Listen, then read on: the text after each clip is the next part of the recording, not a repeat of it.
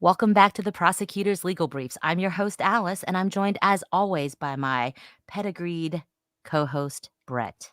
Hi, Alice. I have missed you. I'm glad to be back with you, and I'm glad to be talking about this case. I didn't know if we'd ever get to have an update on this one, and excited's not the right word. I am interested to see how this goes, and I hope there's resolution at the end. Absolutely, Brett. I literally rushed home today. I was out of town. We weren't going to record until Friday. This case, the pedigreed, was for Asha Degree, if you didn't pick that up, because this has been one of the cases. It was one of the earliest cases we covered. We have talked about it in so many episodes as a case that we want attention on because we feel it can be solved. And truthfully, I didn't know if there would ever be a break. It's been almost 24 years and there's been almost no movement in the case, no arrest in the case. But finally this week, there was a break in the case, and we're going to talk about it today. I'm not saying I rushed back from out of town just to record this, but it was certainly on my mind, and I had to stay up late to read a search warrant that was unsealed in this case. Yeah, Alice, and I think this is a good, just before we even get into the case, this is a good reminder that there are truly no cold cases. You can always have a break. This case has been going on for 24 years. I think a lot of us worried that we might never have a break in this case. And yet here we are today. And that's one of the reasons that we always say when we cover these cases, no matter how old they are, listen and see if anything strikes a chord with you. If there's anything that sort of lifts the veil on a case. And we're going to talk about something that's been solving a lot of cases, or at least pushing them closer to being solved, genetic genealogy. But there's also some witnesses who saw things that I think also push this case forward. So just, don't give up and don't think just because it's been a long time, even if it's been decades, that we're never going to solve a case. Absolutely. And one other thing, when search warrants or other affidavits or documents are unsealed, remember it's just part of the case. There is a purpose. We've talked about this before, and we'll talk about it here. There's a purpose for the search warrant. The search warrant is not meant to be a laying out of all the evidence of what happened to Asha Degree. So you need to read it for what it is. It is in order to have probable cause for a judge to grant the right for the police to search a specific property. It is not meant to lay out an entire case. So keep that in mind. There are going to be questions that are unanswered that we cannot answer from this search warrant. And that's the way it should be, because these documents are not meant to be press releases. They are meant to do a very specific thing, which is in this case to suspend someone's constitutional right to privacy in order to enter a private property, search and seize items. So keep that in mind as we go through this search warrant. And I think it's also important to remember, and it's great that Alice pointed this out, because I think this is an important thing to talk about at the beginning. Obviously, all of us are doing it. We're going to do it in this episode. You see something like this, it's the first real movement in the case in 20 years. You dig into it. Your mind starts racing. You're forming theories. You're coming to conclusions. Remember, this is a search warrant affidavit. And those of you who follow true crime know search warrant affidavits, they can actually be a little misleading, because while they tell you what the police know at the time, and the purpose is to show a judge that there's probable cause to think that there might be evidence of a crime at a certain location, it doesn't mean, number one, that the police know everything. In fact, oftentimes they won't. It doesn't mean that the people who are being searched are going to end up being responsible for the crime. I mean, I think back to Delphi. You guys all remember Ron Logan. There was a search warrant early on in that case. If you read that search warrant affidavit, you get a pretty strong feeling that maybe Ron Logan was involved. And there's a lot of people who've never been able to let go of that, even though it seems like police have definitively ruled him out in that case. It's something important to remember here. These are not arrest warrant affidavits, for instance, which usually are telling you more of the police's theory. These affidavits and these warrants, and there are several of them, they all have basically the same affidavit, but there were several warrants executed. They are attempting really to paint for the magistrate judge who has to sign off on these the broadest possible picture of probable cause, because the police want to search as many places as possible that they reasonably believe are connected to the crime. So just remember that when you're reading through it, and we're going to go through some of the language and how some of it might be misleading, and how some people I think have been misled by some of the language, but we don't know a lot. The one thing I would say It's fun to come up with theories. I'm not saying don't, we're all doing it.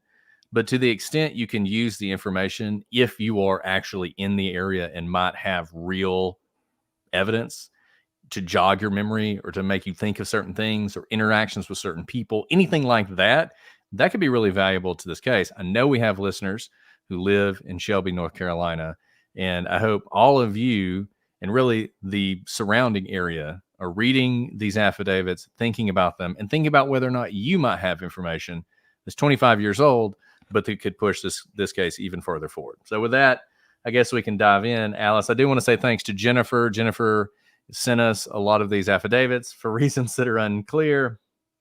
You know, the locals didn't want to put this affidavit online. It was public, but they couldn't just make a PDF of it for everybody. So you basically had to go get it or get it through the mail, and people have been scrambling to get it. So thank you to Jennifer for helping us. And really, there've been a lot of sleuths who've done this, and you guys have all done a great job on this. Okay, for those of you who are not familiar with this case, I think most of you probably are, but just a very quick overview. We covered this case on our other podcast, The Prosecutors, probably 200 episodes ago. It's been a while, but it was one of the first cases that really affected us, and it's one that we've talked about a lot. And I think it's one that Alice and I have both said is one we want solved at the very top of our list of wanting cases solved. This is it. So Asha Degree, she was 9 years old when she went missing in February 2000, Valentine's Day, as a matter of fact. Some items belonging in that night, it was stormy, it was dark. She basically, it seems like, left of her own volition in the middle of the night, gets up, has a backpack, leaves the front door, locks the door behind her, starts walking down the road in the rain. There are multiple people who see her. There's a couple different truckers who see her and will later report seeing her walking down the street. Some items of hers are going to be found in a shed near like a furniture store further down the road from her house. She disappears. There's an extensive search. Other than those items found in the shed, no trace of her is discovered. A year and a half later, a backpack wrapped in 2 black garbage bags will be unearthed. It's actually buried and found by some people doing some construction work about 30 miles away from her home, I believe in the opposite direction of the one that she was walking. Now, inside this backpack were some personal items and some clothes. We're not exactly sure everything that's in the backpack, but certainly items belonging to Asha and some items that may not have belonged to her. If you move forward to about 2018, the police released a tip. It's unclear why it took them so long to do it, about a green vehicle, 1970s era, sort of, you know, typical boxy green car. The fact that it was green really stood out. At the time, the police said that there was a witness who said they saw someone matching Asha's description getting into the car. As we will see in these affidavits, that is refined a little bit more from getting into the car to actually being pulled into the car. So essentially, there is nothing more about this case for years, other than that tip, which they knew about back probably around 2000.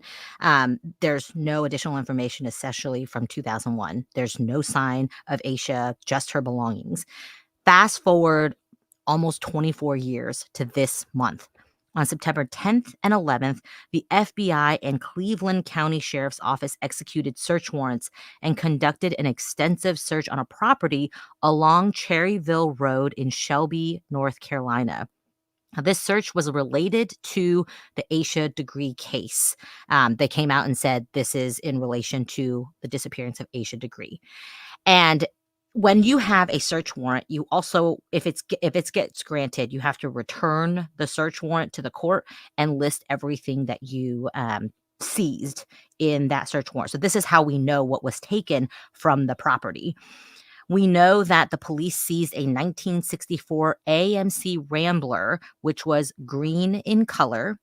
And this vehicle matched the description of the one police believed was connected to Asha's disappearance that they kind of released back in 2016, 2018. And there's also just an interesting thing about this car, not only it being very old, and if you've seen pictures of it online, it doesn't look in drivable shape. It looks like it's been in a junkyard, but it's been on this property for all of this time. The front of the vehicle is damaged. It looks like a little more than a fender bender, but there's certainly damage to the front of it. Weird thing. This is the second time in a month we've mentioned an AMC Rambler, which is strange. One of our other Not a cases. common car Yeah, I know. nowadays. I know. But it's the second time a Rambler's come up. I don't know what's going on That's a with good that. Now, point. look, nobody said they saw a Rambler that night. I think that's one thing to remember. But it was late at night, and the Rambler looks a lot like the vehicles that people said, hey, this could have been these various different 1970s automobiles. So I think the fact that it's a Rambler doesn't mean, oh, well, must not be related. As we've said before, witness. We actually don't know when this tip came in. You know, it might have came in 2018. It might have came in 2000, and they held it for 18 years for reasons that are unclear. But that kind of mistake is actually one that doesn't surprise me much at all, particularly at the time where you had a bunch of these sort of long, boxy looking cars that were made by a bunch of different companies. And unless you just are a crazy car person, very easy to mistake that. And if anything, remember, she disappeared in 2000. This is a 1960s car. So, baseline, this was already at the time that she disappeared, kind of like a vintage car, right? It's not a car that you see every day. It was already a 40-year-old car, 35-year-old, 40-year-old car at this time. I personally don't know my cars that well, but I can kind of see a car and say, well, that's like a vintage looking car.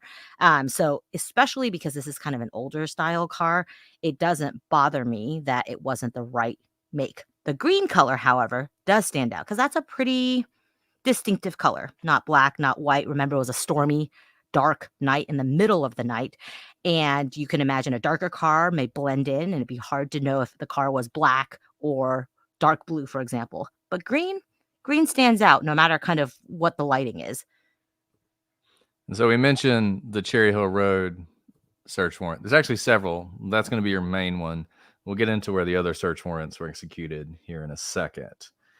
Okay, so according to this affidavit, the affidavit that's attached to these warrants, and search warrants, I mean, basically you have the location to be searched, which has to be with particularity, what you're looking for. This was a pretty broad warrant. They wanted basically everything. Some of these warrants, they took computers, they took cell phones, stuff like that. They took this car, a lot of Diaries. different things. Yeah. Yeah, they took a lot of stuff. It's interesting. I mean, you can try and figure out why they took what they took and try and read into that.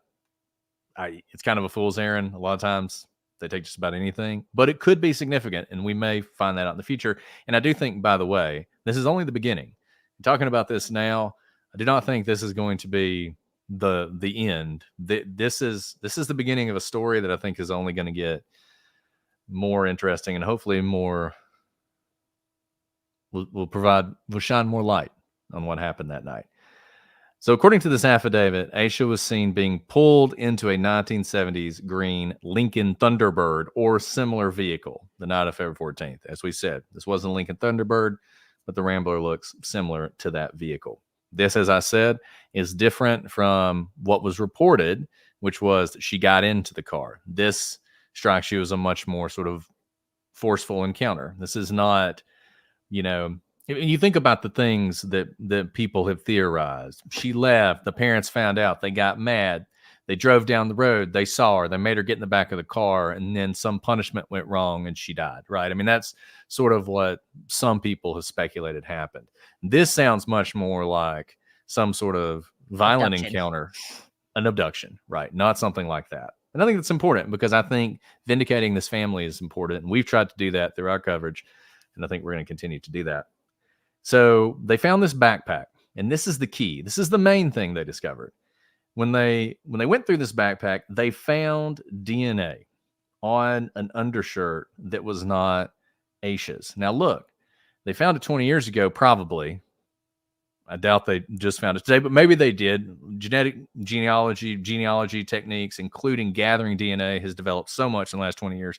It's possible they looked back through these. No Othram does this sometimes. They'll get items that have been looked at before, and they'll be able to pull DNA that nobody could pull before. So we don't know exactly, but what we do know is they had this DNA. It wasn't Aisha's, and it wasn't something that your traditional DNA technologies were going to give them any information about. And so it appears that they used genetic genealogy. And they were able to say that one sample belonged to a man named Russell Bradley Underhill. So we have Russell Bradley Underhill. He is the source of one part of DNA that is found on one of Aisha's shirts. The other DNA match belonged to a hereditary family member of what are described as suspects Roy Lee Deadman and Connie Elliott Deadman. And we know that Underhill, the man who was the source of the one DNA, lived in two different facilities that had been operated by the Deadmans during the time that Aisha went missing. Cleveland Healthcare and Northbrook Rest Home. These were essentially places for people who either had medical issues or, that needed assisted living, essentially. And this Underhill gentleman, he passed away in 2004. He was only 54 at the time he passed away. So he would have been around 50 when Aisha went missing. The other DNA was from a hair that belonged to Annalie Victoria Deadman Ramirez. She was Roy and Connie's daughter, and she was 13 at the time of the disappearance. So a few things to note. This DNA is probably we don't know what state the DNA was. We don't know if it's touch DNA. We know that Annalise was a hair that tied to her, but this We is don't what's so, know for Underhill. Yeah. we don't know for Underhill, but this is really important because we've said time and time again, but it's worth repeating here, especially if you are in a position where you can preserve DNA. This DNA likely was able to be tested now with today's technology. I don't know what the technology was 24 years ago or 23 years ago if we would have been able to find the DNA here. But because it sounds like it's relatively small, at least with a hair, it doesn't indicate that there was a lot of hair. Maybe there was. If that DNA had been consumed back in 2000 before the technology had allowed profiles of usable of use to be able to produce, we would no longer have that DNA today. So whoever was in charge of custody of this DNA, way to go, because the DNA wasn't lost.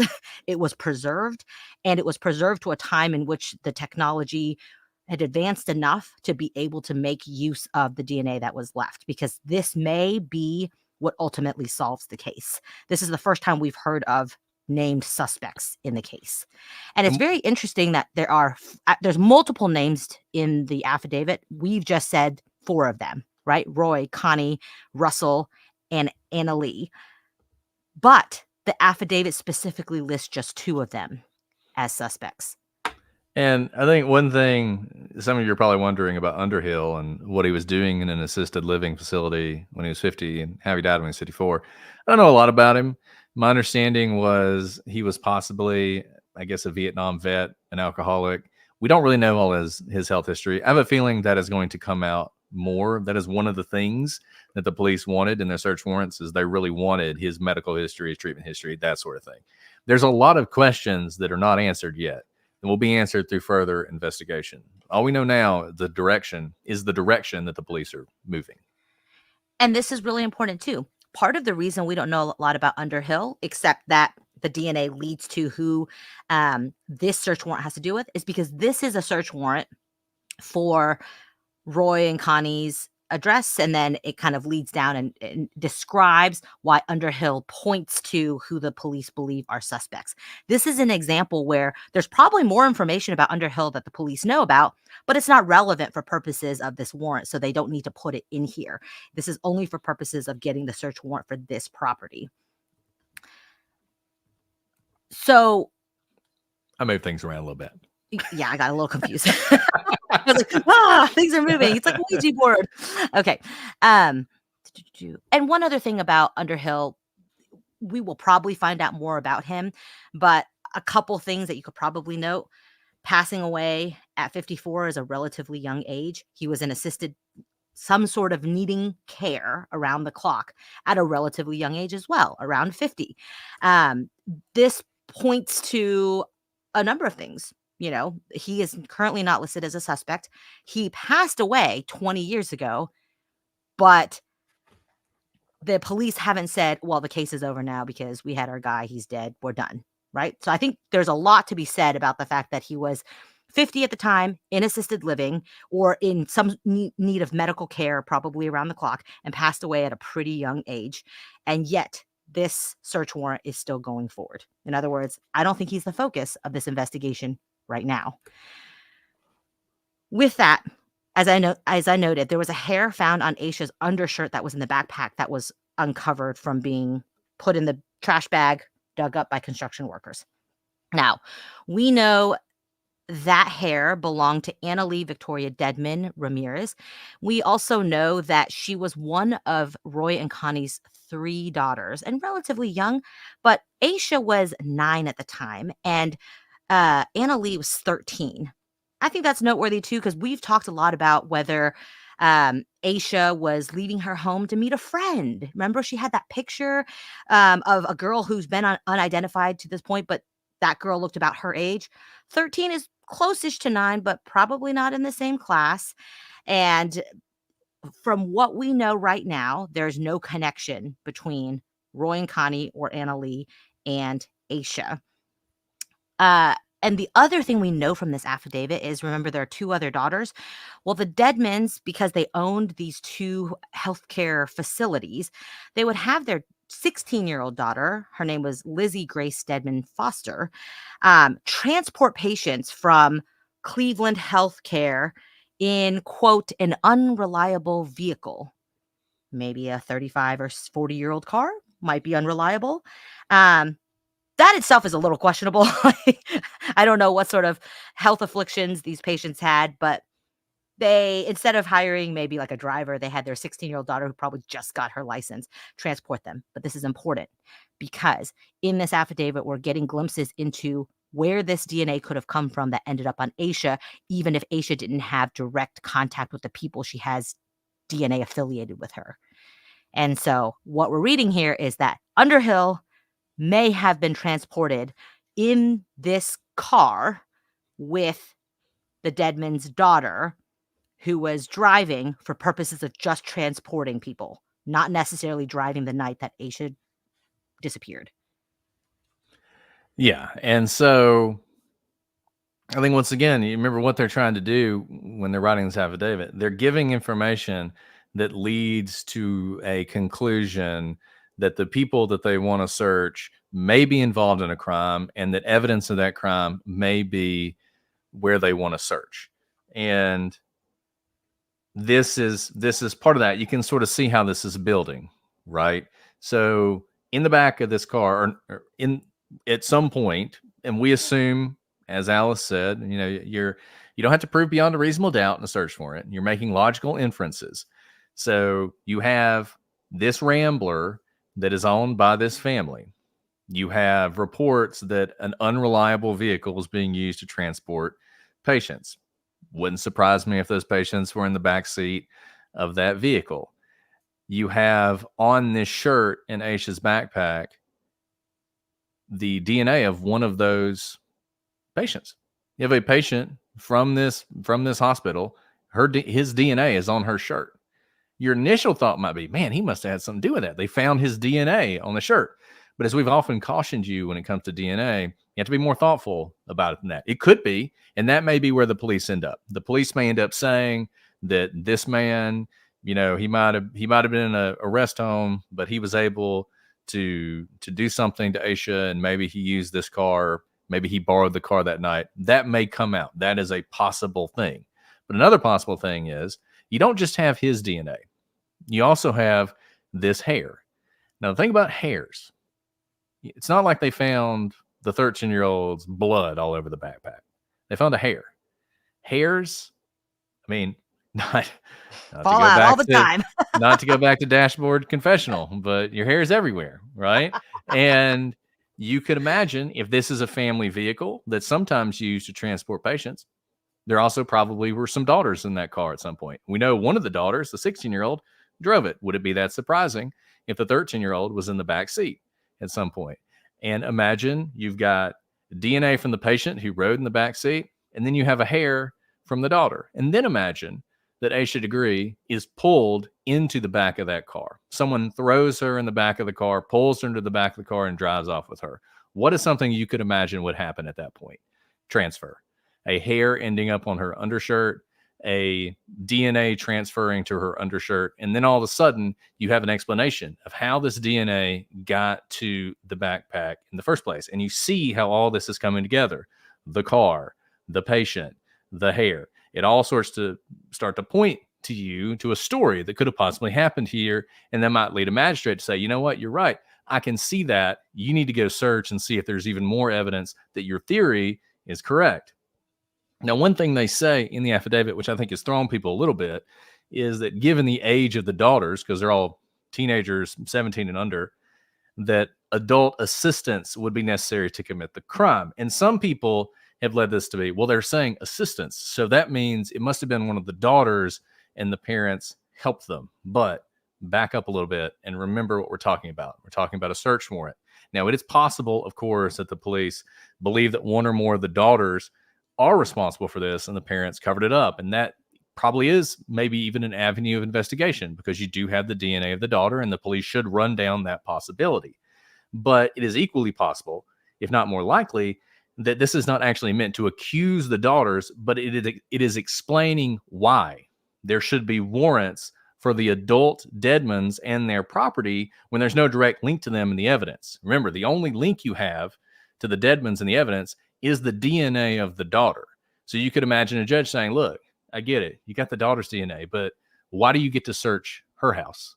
Why do you get to search the mom's house? Why do you get to search the dad's house? And you say, you put this in there. Well, Your Honor, even if the daughter is the chief suspect, assume it was, there's no way she could have done this alone, which means there's probably evidence of the crime at the parents' house as well. So you include that paragraph in there, not necessarily saying we think the daughters did it, but they would have needed assistance, but to broaden the scope of the search warrant and to explain why there's probable cause beyond just the daughter to search other properties as well.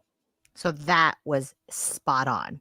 A lot of people have read that sentence or paragraph to say, daughters did it. They hit her with a car and parents covered it up. No. When you write affidavits, you have to think about what the judge is going to ask you.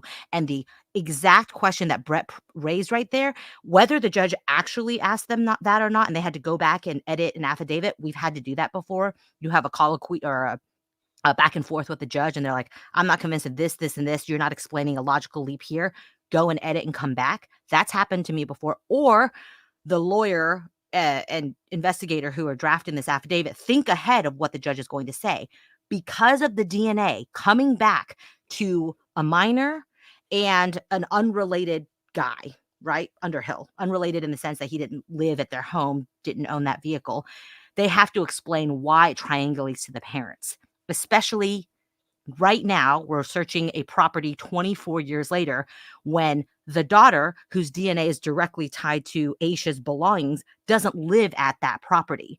You can't just make these leaps without explaining to the judge why there's probable cause. You have to lay, if there's like a brick path, you have to lay every single brick along the way. You can't make these leaps without explaining how you got there. It's a mental exercise, but it's important. And that's why it reads that way as well.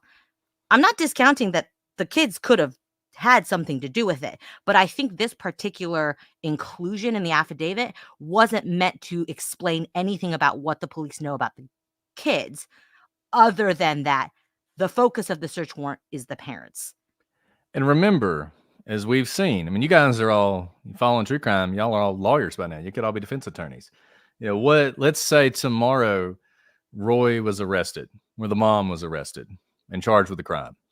And based on things that were found during the search, what's the first thing a defense attorney is going to try and do? Suppress the search, suppress the evidence.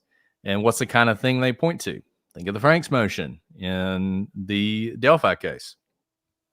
You say, look, the affidavit is deficient on its face. It does not show enough information that a reasonable magistrate should have approved it. So therefore, whatever they found afterwards doesn't come in.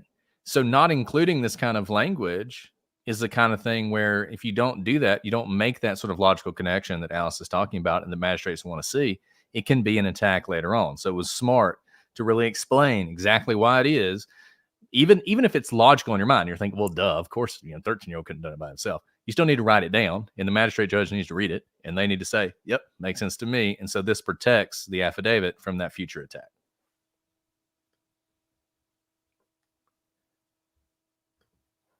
So Did you finish where your all part? was searched, Sorry. where all was searched during I this. think that's me, right? It Did you is, just but you finish were it? kind of sitting there, so I was Oh, just I gonna was guess. waiting for you to do the I last was just part. gonna guess. I was waiting for you to do the last part. I wasn't sure if you got there. Did I not do the last part? Um, No, I did the last part. okay. I was just making sure. I want people to get all the information. Okay.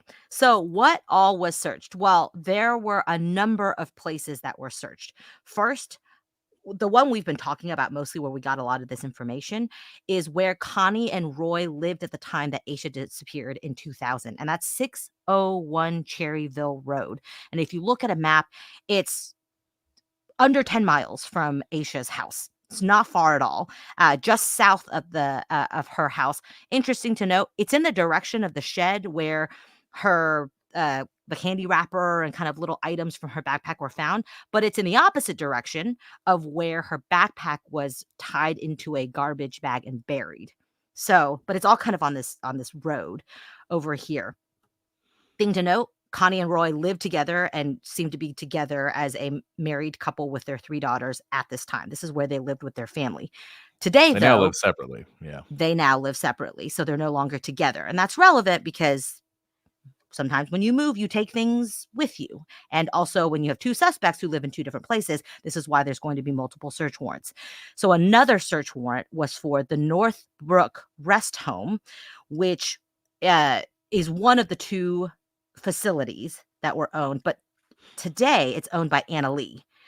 And that's interesting because obviously we know that Anna Lee's direct DNA was found on the items recovered from the backpack, right? So no matter what, you have to explain that. If you are whoever you charge, and if it's not Anna Lee, you're going to have to explain why direct DNA evidence, even if it's of a 13-year-old, is on the property found affiliated with a missing girl.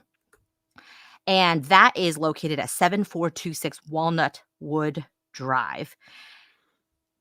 Another search warrant was for where Connie lives today because she lives separate from Roy, and that's 5106 Hawthorne Lane. So, in other words, there's the original family home where Roy, Connie, and all 3 daughters, including Anna Lee, lived back in 2000 when Asha disappeared.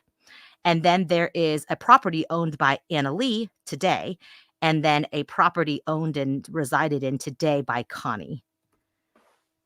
I think you can see how, they're focusing in on this case. I mean, they're going to have the search warrant at the rest home, which is where the individual we named earlier was when he died. Like I said, they want his medical history, his medical records, all that sort of stuff. But beyond that, and maybe he didn't have another place that you could search, but beyond that, they're not searching a lot of his places. But they are searching Roy, where he lived before, where he lives now. They're searching Connie, where she lives now. They're searching Anna Lee, where she lives now. They're getting DNA from Connie and Anna Lee. I mean, they seem to be, they don't know. I mean, people want to know, well, what's the police's theory? I don't know that they have a concrete theory. They may have a concrete theory, but they're not pursuing it to the exclusion of all others.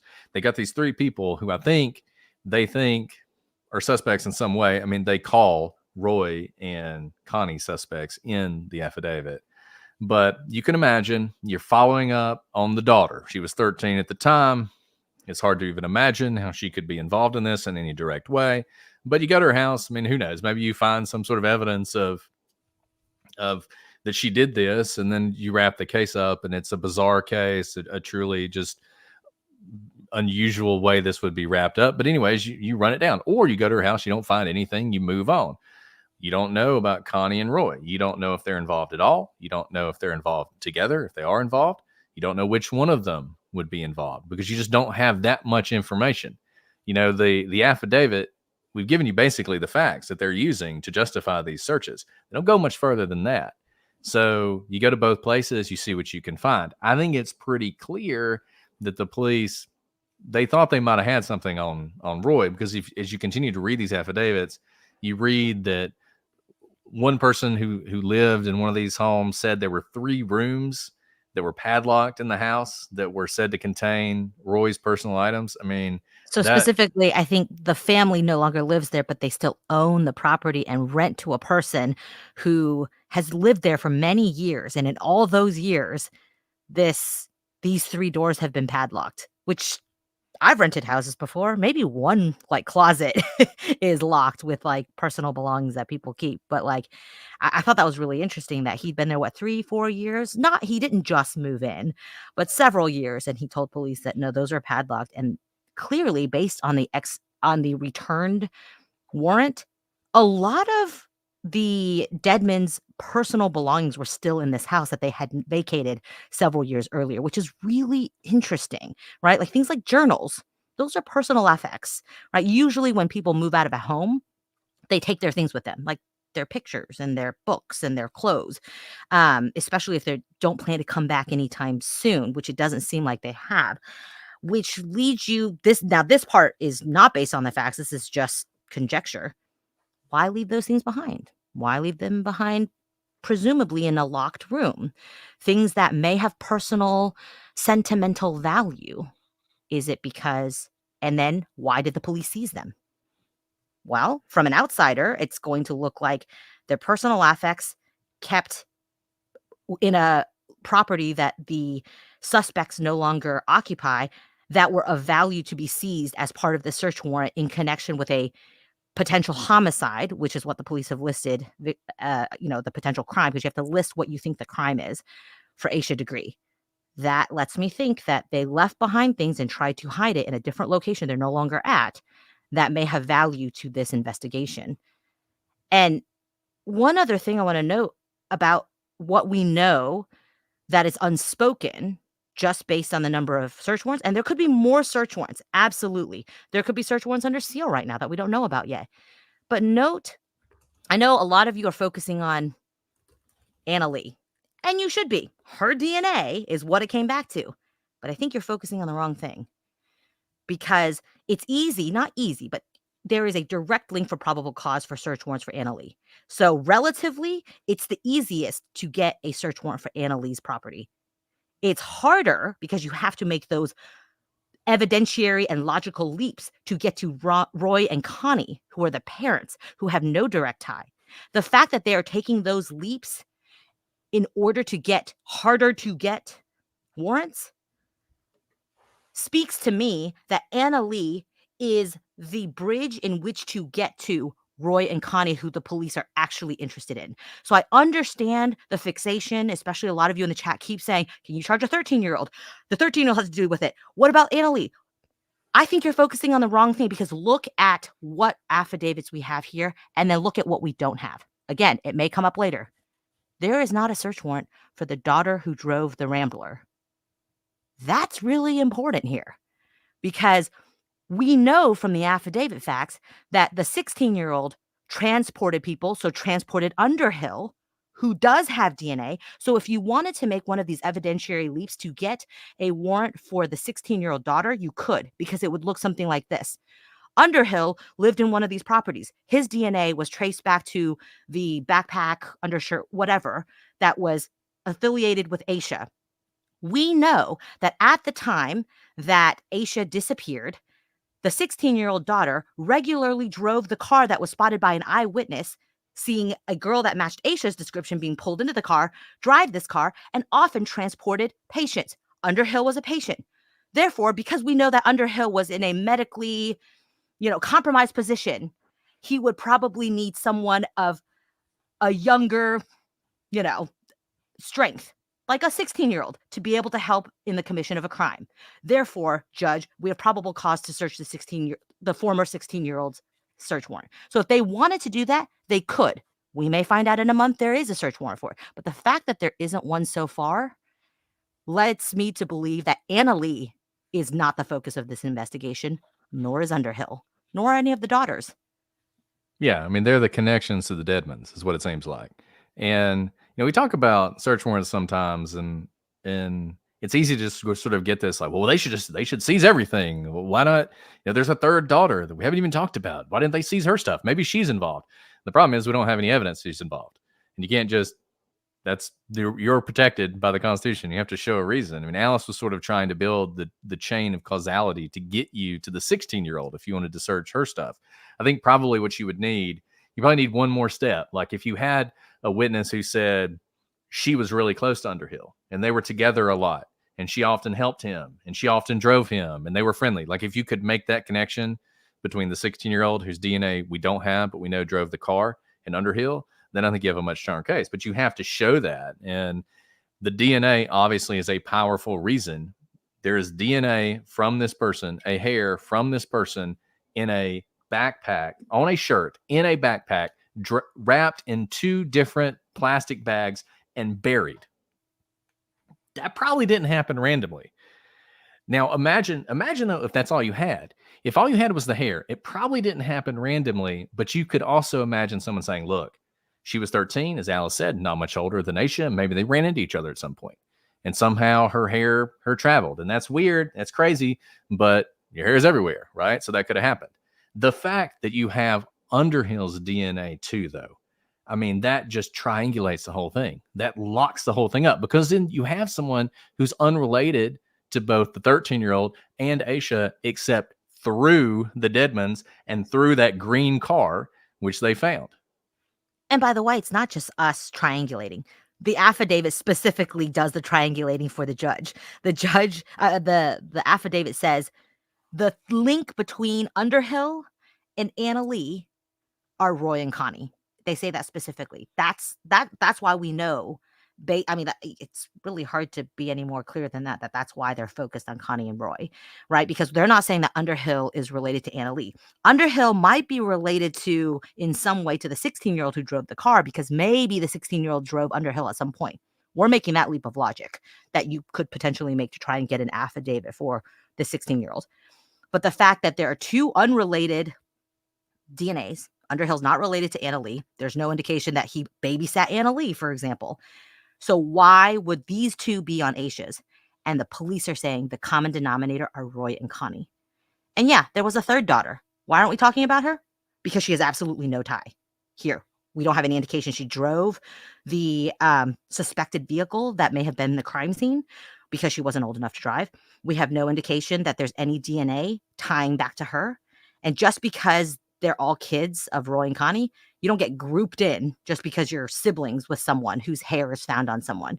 So to this point, I can't think of it, unless in the diaries that they seized, they find some reason to include any description or explanation of the 3rd daughter.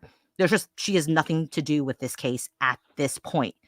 And you don't need her in order to get a search warrant for the home that the parents owned.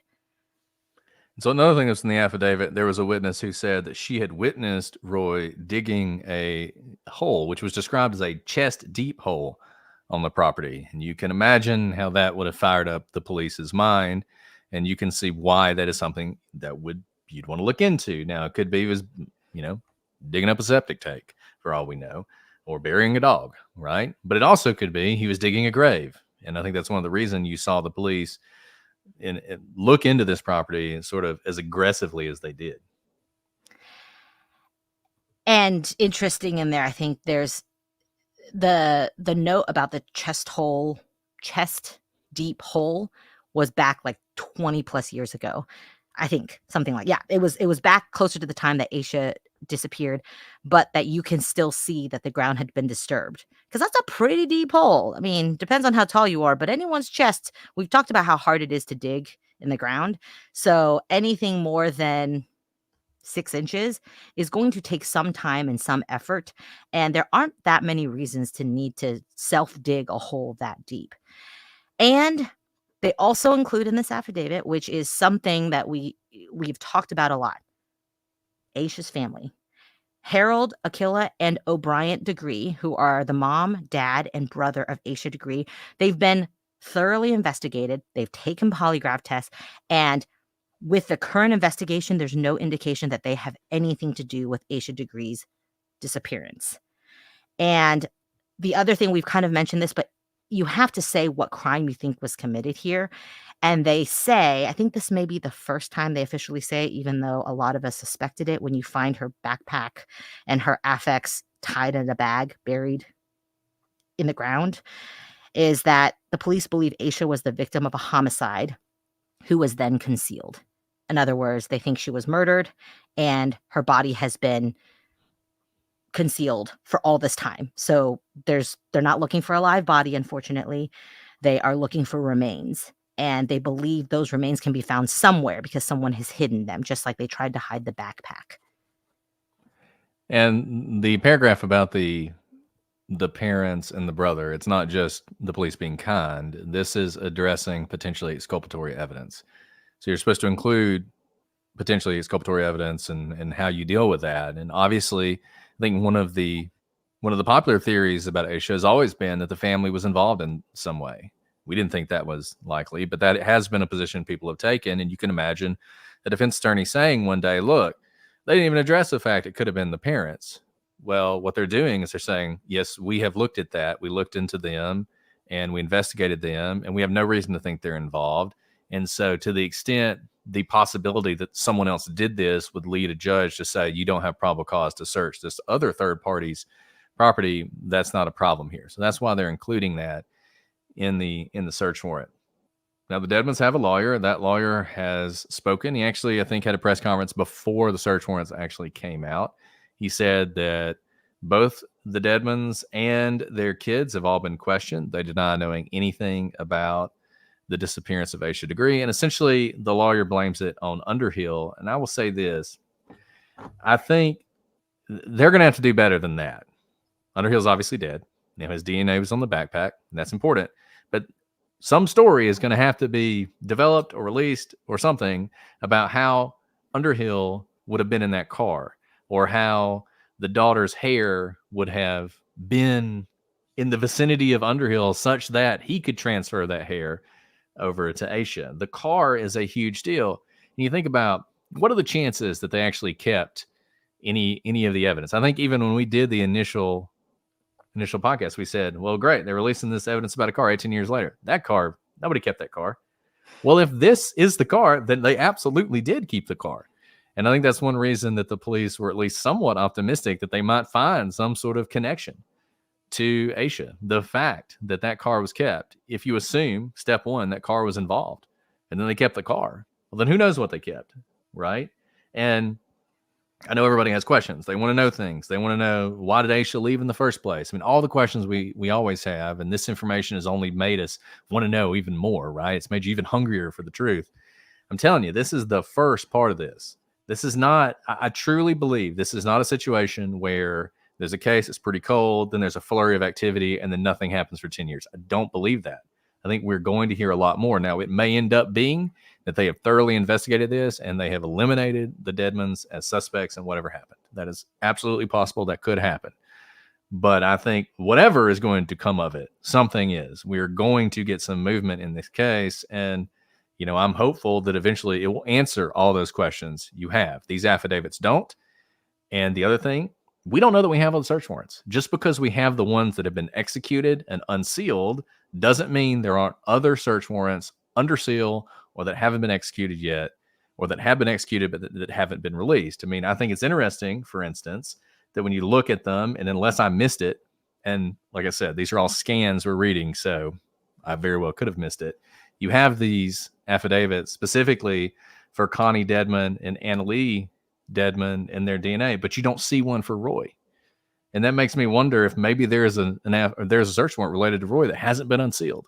Don't know that. We're going to have to see, but don't think this is all the information that the police have, or that everything they've done has been unsealed. This investigation, I think, is probably really hot right now, and there's a lot going on in the background, and hopefully the police are following up on a lot of leads and talking to a lot of people and DNA swabbing that entire car, because you can find DNA that's old. Some people think this was a hit and run. I don't think it was a hit and run for all the reasons we've discussed. But if it was, who knows? You know, that car's been out in the elements, but maybe in the crevice of a dent in that car, there's DNA that could prove that. And that is all going to be something the police are going to be looking into. And I think this case, if it was cold, it's hot right now. And I'm hoping that we'll reach some sort of conclusion. So with that, I want to also issue a kind of warning to the true crime world, because we've seen kind of armchair detectives and overzealous hypothesizers take up a lot of airspace in other cases. This case is hot. I am very heartened that there are developments in this case that we don't know about. I do not think now is the time to take the limited information that the affidavits, which are used in order to get probable cause to search specific locations, not meant to lay out an entire prosecution's case or to point fingers at who will ultimately be charged and what the theory is. Now is not the time to hypothesize about questions that these affidavits do not answer. Why she left, the motive, those sorts of things.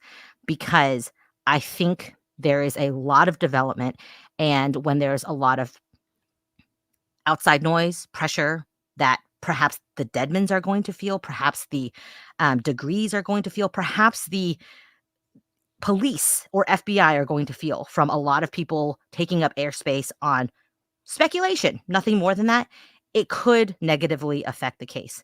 But if you know something about any of the people who've been listed, even if it's not on the night of February 14th or February 13th, 2000, but you know Underhill, you know Annalee, you went to school with them, you knew the Deadmans, you played at their house, you've ridden in that Rambler, you may remember something. If you know something, don't go broadcast it on a YouTube channel. Go tell the police, because that may be a link that they're looking for right now. So all I warn us is to not wildly speculate about things that we just don't know about. Obviously, when we covered this case, years ago, we did. At the time, it was completely a cold case. We speculated about why she left that day, who she was meeting, who picked her up, what she met with. Those are important questions. But right now, these developments do not give us answers to those. They're not meant to give us answers to those. Doesn't mean the police isn't investigating or knows a lot more about it. But if you know information that can help them get to those answers, please tell them. Tell them right away. Rack your brain. A lot of you have said that you live in this vicinity. Maybe you do know the Deadmans. All we know right now is that the Deadmans didn't know the Degrees. Asha didn't know the Deadmans. So far, there's no connection. If you have personal knowledge that could connect them, let somebody know. And I'm hopeful that this will not be our last legal briefs. We're going to do another one, I hope, when there are more developments in the case. And I am very hopeful that even, a quarter of a century later, there may be justice for Asha. My heart sank when I read the line that she was likely the victim of homicide, even though I knew that's probably the fate she met that night. But the best thing from here is to give Asha's story closure and justice for whoever did this to her. And I think we are well on that path. Let us, as a true crime community, not stand in the way of it. But if anything, get her name out there and not be the speculators who stand in the way of justice. Yeah, this is always hard because you hear information on a case that's been seemingly stagnant for 20 years, and you are excited, and you want it to be true, and you want the police to be right, and you want them to solve it. But it sure would be nice if they found, Asha living on an island somewhere, living her best life. I don't think we ever thought that was likely the case, particularly when that backpack was found. And I think if it is true, if the police are right that Asha was murdered that night, then Alice has nailed it. We need to find justice for her. The family needs to be able to lay her to rest. They need to know what happened to her. And I'm hoping that we are close to that. Like Al said, if you have any information, reach out to the Shelby Police Department or the FBI. This is a hot case. Don't think your tip isn't important. They're going to get a ton of tips anyway, so maybe yours will be the one. Go ahead and let them know. If you're interested in our initial coverage of this case, I think it was episode 58 and 59 on our other podcast, The Prosecutors. I haven't listened to it in a while, so I'm actually curious to go back and listen to it and see what we initially said. But this is a case I think that the true crime community has really rallied around, and more so, in the last few years. And I think there's a lot of people who are hoping and praying that this will be the resolution we're all looking for, and that would be amazing. Absolutely. Well, thank you guys for this has been like a long journey. This really feels like, I mean, this was the first year of our podcast. We covered this case and it has been on my heart ever since then.